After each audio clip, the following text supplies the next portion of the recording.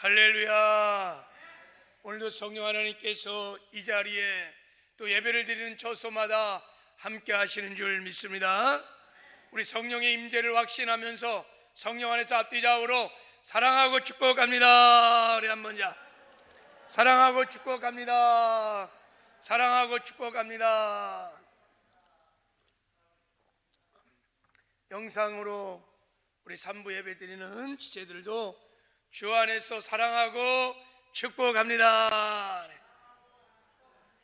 큰 은혜 받으시기 바랍니다. 오늘은 전도자의 마음이라는 제목으로 하나님의 말씀을 선포하겠습니다. 사도 바울이 쓴 이 디모데후서는 사도 바울이 죽음을 앞두고 로마 감옥에서 사랑하는 믿음의 아들 디모데에게 보낸 마지막 편지입니다. 우리가 오늘 함께 읽었던 이 본문 말씀은 마지막 편지 가운데서도 가장 중요한 마지막 사도 바울의 유언과 같은 말씀입니다. 자, 오늘 본문 6절을 보면 사도 바울은 자기 죽음이 가까이 왔다는 것을 알고 있었다는 것을 우리 볼 수 있습니다. 6절에 보면 전제와 같이 내가 벌써 부어지고 나의 떠날 시각이 가까웠도다. 그러니까 지금 사도 바울은 자기의 죽음 앞에서 임종을 지금 준비하고 있는 것입니다. 그런 임종 앞에서 사랑하는 아들 디모데에게 마지막 유서를 남긴 거예요. 그게 바로 오늘 본문의 말씀인데, 자, 우리 1절 2절, 자, 우리 한번 1절 2절을 같이 한번, 자, 이런 마음으로 지금 사도 바울이 임종 직전에 사랑하는 아들에게 유언의 말씀을 전하는 그런 지금 분위기예요. 그 상황이에요. 자, 우리 한번 같이 말씀을 그 분위기에서 한번 읽어보겠습니다. 시작. 하나님 앞과 살아있는 자와 죽은 자를 심판하실 그리스도 예수 앞에서 그가 나타나실 것과 그의 나라를 두고 엄히 명하노니 너는 말씀을 전파하라. 때를 얻든지 못 얻든지 항상 힘쓰라. 범사의 오래 참음과 가르침으로 경책하며 경계하며 권하라. 너는 말씀을 전파하라. 복음을 전하라. 목숨을 걸고 전도를 하거라. 때를 얻든지 못 얻든지 복음을 전하거라 하고 유언의 말씀을 하고 있는 것입니다. 근데 사도 바울이 그냥 복음을 전하거라 이렇게 말하지 않고 네 가지를 걸고 네 가지 앞에서 전도를 하라는 엄한 명령을 하고 있는 것을 볼 수 있습니다. 그 1절을 보세요. 하나님 앞에서, 그리고 산자와 죽은 자를 심판할 예수 그리스도 앞에서, 그리고 예수님의 재림을 걸고, 그리고 천국 하나님의 나라를 걸고 내가 엄히 명하노니 너는 복음을 전하거라. 사중으로 강조에 강조를 하며 엄히 명령하고 있는 거예요. 여러분, 우리가 하나님께서 우리에게 성경학자들은 32,500가지의 약속의 말씀을 주셨다고 그래요. 그렇게 많은 말씀을 주시면서 하나님께서 엄히 명하노니 라고 말씀을 주신 적이 없어요. 이것밖에 없어요. 그리고 하나님과 산자와 죽은 자를 심판할 예수 그리스도 앞에서 그의 재림과 도래할 하나님의 영광스러운 나라를 걸고 내가 말씀을 명하노니 이런 데도 없어요. 오직 이곳 한 곳만 이 말씀이 있습니다. 여러분, 우리가 1,000원을 걸고 약속하는 것과 1,000억을 걸고 약속하는 것은 중요도가 달라요. 마찬가지로 그냥 명령하는 말씀과 지금 사도 바울이 하나님과 예수 그리스도 앞과 그의 재림과 그의 나라를 걸고 내가 엄히 명한다고 하는 이 명령은 그 중요성이나 그 가치나 그 내용이 전혀 다른 거예요.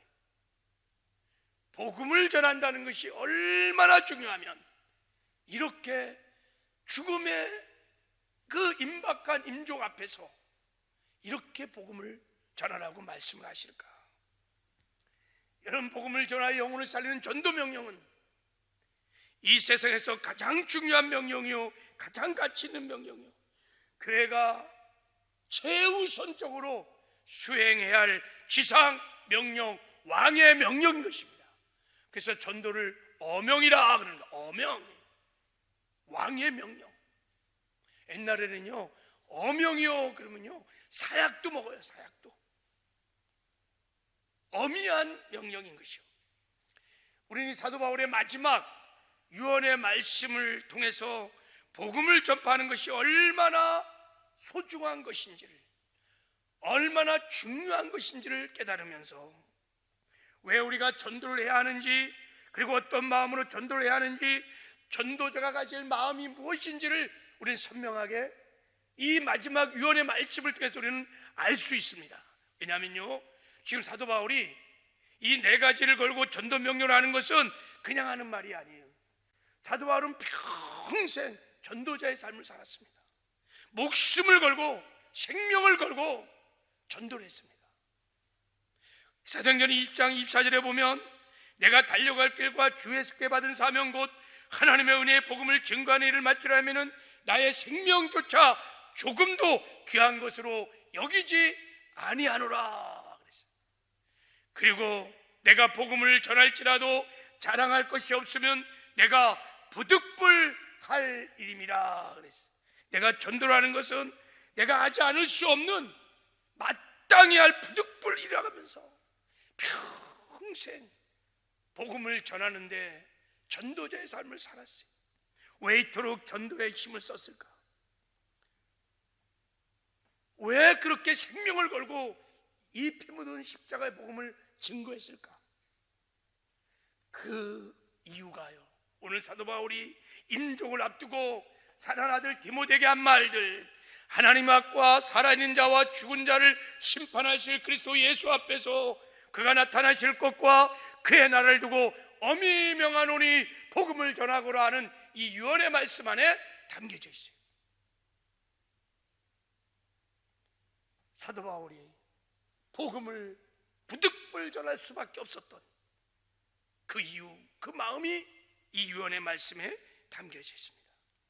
오늘 본문의 말씀을 통해서 전도자가 가져야 할 이 네 가지 마음에 대하여 함께 말씀을 나눌 때 우리에게도 사도 바울에게 부어진 이 마음이 부어지면 우리도 사도 바울처럼 생명을 걸고 복음을 전하는 전도자가 될 줄을 믿습니다. 오늘 말씀을 들을 때 특별히 여러분이 작정한 여러분의 VIP들, 오이코스들, 아직도 예수를 믿지 않는 우리 가족들, 그들을 특별히 가슴에 품고 말씀을 듣는 은혜가 있기를 바랍니다. 그래서 전도자가 마땅히 가져야 할 그 마음이 여러분에게 부어져서 그 마음으로 그 영혼들을 찾아 그들에게 복음을 전하여 그들을 주께로 인도하는 구원의 역사가 여러분을 통해서 일어나기를 주님의 이름으로 축복합니다. 첫 번째, 여러분 전도자가 가질 첫 번째 마음은 하나님 아버지의 마음이, 하나님 아버지의 마음으로 복음을 전하라는 것입니다. 지금 사도 바울이 하나님 앞에서 내가 엄히 명하노니 너를 복음을 전하라고 하시는 그 말씀의 의도가 뭐냐, 그 뜻이 뭐냐면 전도는요 하나님의 뜻이다, 하나님의 열망이다, 하나님의 비전이다, 하나님의 꿈이다. 그러니 네가 하나님 아버지의 마음으로, 하나님 아버지의 그 심정으로 복음을 전해야 된다는 거예요. 전도를 할 때 영혼을 사랑하는 하나님의 그 아버지의 마음에 사로잡혀 네가 전도를 해야 되느니라. 그래야만 때를 얻든지 못 얻든지 복음을 네가 전할 수 있다는 것입니다. 방송실 내려주세요. 여기서 때를 얻든지 못 얻든지 항상 전도에 힘쓰라고 하는 이 말은요, 때를 얻든지 형편이 좋을 때를 말하는 거예요. 복음을 전하기에 형편이 좋을 때, 때를 못 온다는 것은 사정이 안 좋은 거예요. 복음을 전하기에 형편이 안 좋은 거예요. 이렇게 형편이 좋든지 안 좋든지 항상 복음을 전하기 위해서는 네가 이 하나님 아버지의 마음으로, 이 하나님 아버지의 심정으로 사로잡혀야 하느니라. 이 마음이 부어져야 네가 이 복음을 때를 얻든지 뭐든지 전할 수 있느니라. 전도의 동력이 여기서 나간다는 것입니다. 그러므로 전도자들은 알아야 합니다.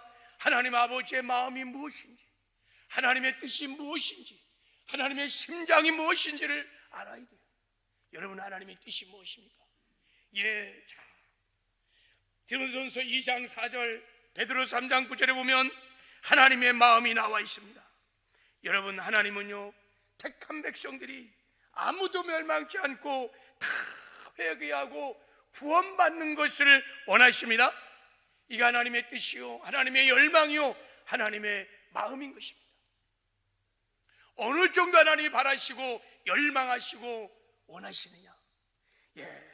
요한복음 3장 16절에 이렇게 말합니다. 하나님이 세상을 이처럼 사랑하사 독생자를 주셨으니 이는 그를 믿는 자마다 멸망치 않고 영생을 얻게 하려 하심이니라. 나의 택한 백성이 멸망치 않고 영생을 얻게 하기 위하여 하나밖에 없는 하나님의 전부 독생자를 십자가에 내어 주기까지 하면서 하나님이 원했던 열망이 하나님의 마음인 것입니다.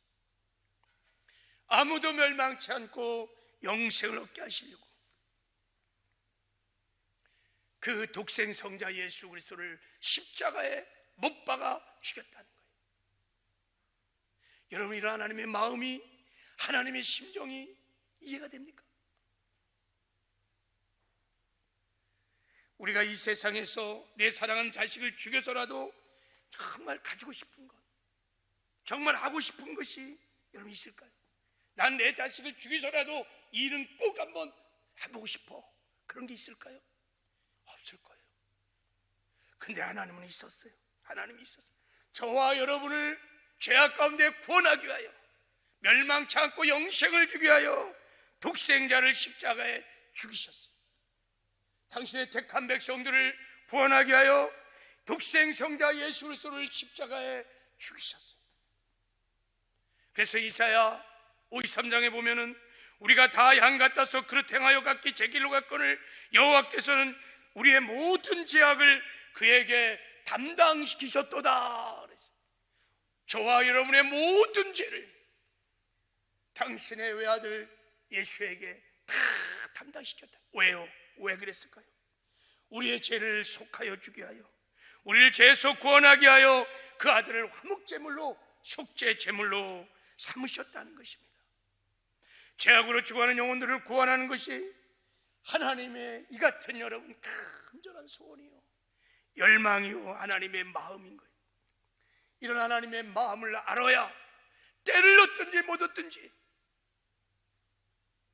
우리가 복음을 전할 수 있는 것입니다. 그러므로 전도자들은 이 하나님의 마음을 알아야 합니다. 이 마음을 알면요, 이 잃어버린 영혼을 향한 하나님의 눈물을 우리가 알면요, 복음을 전하게 됩니다. 이 마음이 부어지면요, 잃어버린 영혼을 위해서 기도하기 시작합니다. 그리고 복음을 전하지 않고는 견딜 수 없는 열정들이 나기 시작합니다. 어떤 대가, 어떤 희생을 치를지라도 담대하게 복음을 전하게 되는 것입니다. 이게 여러분, 우리가 복음을 전할 수 있는 우리의 힘, 동력이에요. 전에요, 꽤 오래됐지만 주한 장로교회 전도왕이신 김종열 권사님이 우리 교회에 와서 간증을 한 적이 있어요. 제가 많은 간증을 들었지만 너무 인상 깊고 너무 큰 은혜를 받았던 간증자였어요. 정말 큰 도전을 받았는데 이분은요, 전도를 위해서 빚을 내어서 전도해요. 빚을 내어서 전도를 해요. 그리고요, 19년 동안 9,000명을 전도했어요. 19년 동안 9,000명을 전도했어요. 24시간 360일 오직 전도, 때를 얻든지 뭐든지 복음을 전하고 전도하는 거예요. 질병에 걸려 거동을 못할 때도 다른 건 다 포기해도 전도는 계속 하셨어요. 남편이 사업이 망해갔고요, 거리에 나셨는데도요, 전도는 포기하지 않았어요. 그때도 전도를 했어요.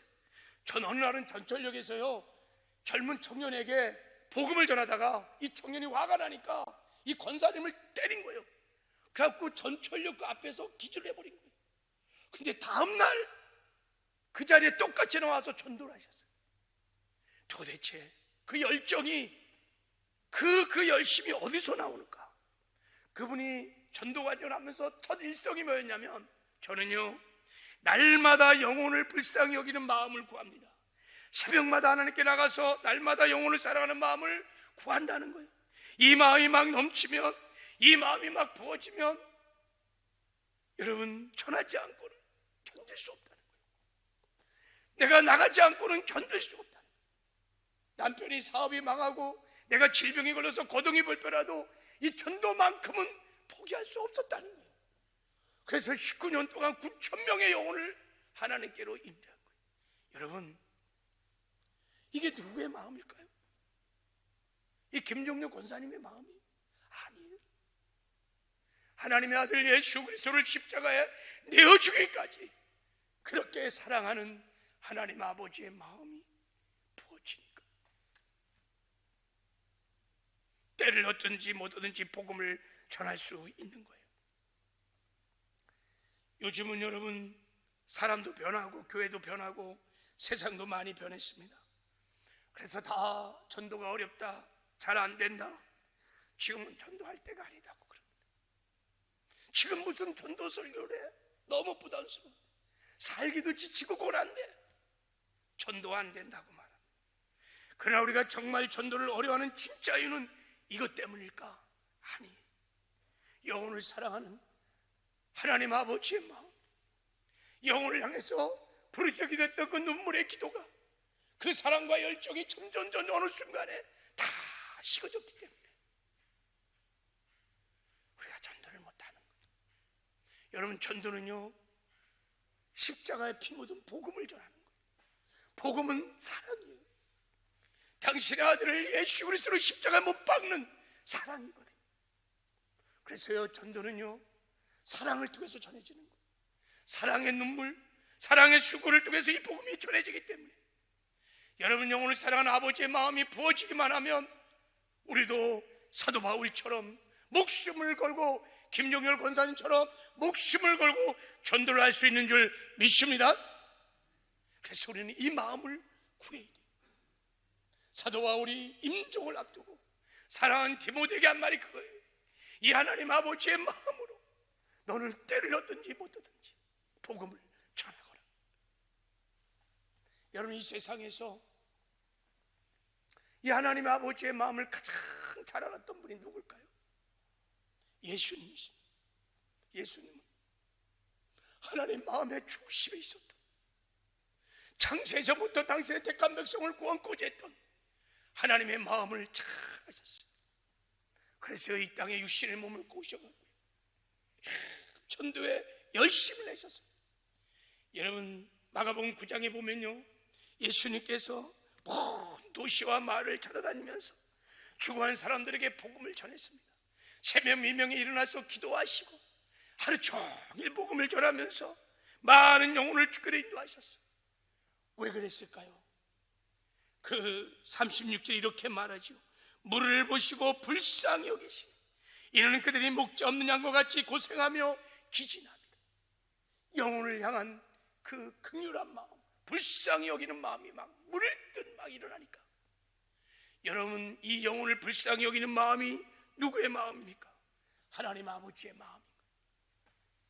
그 하나님 아버지의 마음이 예수님께 부어져서 예수님은 하나님을 정말 기뻐 춤추게 하는 최고의 전도자였습니다. 십자가에 못 박혀 죽고 다 이뤘다 하시면서 아버지의 뜻을 이루어드리는 최고의 전도자였어요. 하나님 아버지를 최고로 사랑하셨던 분, 그분이 예수님이세요. 그러면 우리는 어떻게 여러분 이 하나님 아버지의 마음을 가질 수 있을까요?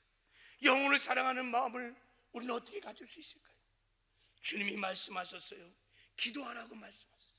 제자들에게 추수할 것은 많되 일꾼이 적구나. 추수하는 주에게 청하여 추수할 일꾼을 보내주소서 라고 기도하라는 거예요. 여기서 추수하는 일꾼이라는 것은 여러분, 잃어버린 영혼을 향하는 아버지의 마음을 갖고 있는 거예요.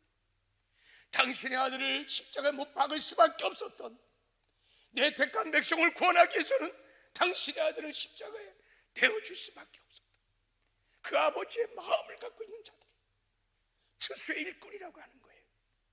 그래서 예수님이 말씀하시는 거예요. 추수할 사람은 일꾼이 없구나. 추수할 주인에게 청하여 기도하라는 거예요. 그러면 추수할 주인께서, 하나님께서 우리에게요 성령을 부어주신다는 거예요. 영혼을 사랑하는 마음을 부어주신다는 거예요. 할렐루야. 그렇습니다. 우리가 기도하면요 하나님 아버지께서요 성령을 부어주십니다. 영혼을 사랑하는 마음을 부어주십니다. 약속하셨어요. 에스겔 36장에 보면 성령이 오셔서 우리에게 새 마음을 부어주십니다. 우리 안에는 굳은 마음을 제하시고 부드러운 마음을 부어주십니다. 이 부드러운 마음, 새 마음이 뭐냐면 하나님의 마음인 거예요. 영혼을 사랑하는 마음, 영혼을 불쌍히 여기는 마음, 영혼을 위해서 기도하고 싶은 마음. 저 죽어가는 영혼들을 그냥 둘 수 없어서 어떤 대가를 지불하고 희생이 따르더라도 찾아가는 하나님의 그 마음을 성령이 부어주신다는 거예요. 기도하면. 바라기는 우리가 하나님 아버지의 마음을 구하여 사도 바울처럼 우리 아버지의 마음에 사로잡혀서 때를 얻든지 뭐든지 복음을 전하는 전도자의 삶을 살아 하나님을 기뻐 춤추게 하는 저와 여러분 되기를 주님의 이름으로 축복합니다. 두 번째, 전도자가 가져야 할 마음은 심판에 대한 절박한 마음을 가지고 복음을 전하는 거예요. 지금 사도 바울이 두 번째로 산자와 죽은 자를 심판할 그리스도 예수 앞에서 내가 엄히 명하노니 복음을 전하라고 그랬어요. 산자와 죽은 자를 심판할 예수 그리스도 앞에서. 무슨 말입니까 여러분? 무슨 뜻입니까 이건? 전도자는 반드시 알아야 된다는 거예요. 앞으로 마지막 최후의 심판이 있다는 것을요. 그래서 그 심판을 명심하고 절박한 마음으로 때를 얻든지 못 얻든지 복음을 전하라는 거예요. 이것이 전도자가 가질 두 번째 마음인 것입니다. 여러분, 반드시 이제 장차 최후의 심판이 있음을 성경은 말하고 있습니다. 전도서 12장 14절에도 하나님은 모든 행위와 모든 은밀한 일을 선악간에 심판하시리라 그랬어요. 요한계시록에도 보면요 모든 사람이 다 하나님 앞 심판대 앞에 다 설 것입니다.